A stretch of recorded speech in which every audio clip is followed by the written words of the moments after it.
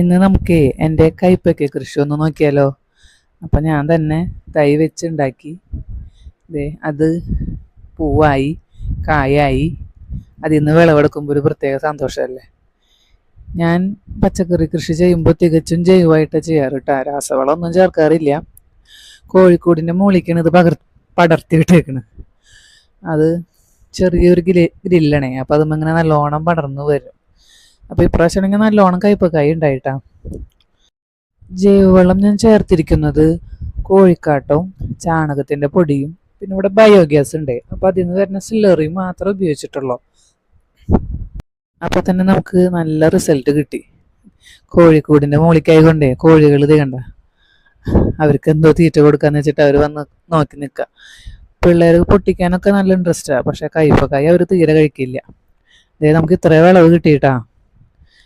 കുഴപ്പമില്ല. നമ്മ ഇത് രണ്ടാമത്തെ വട്ട കയ്പക്കായ പൊട്ടിക്കുന്ന നല്ലൊരു റിസൾട്ട് കിട്ടി.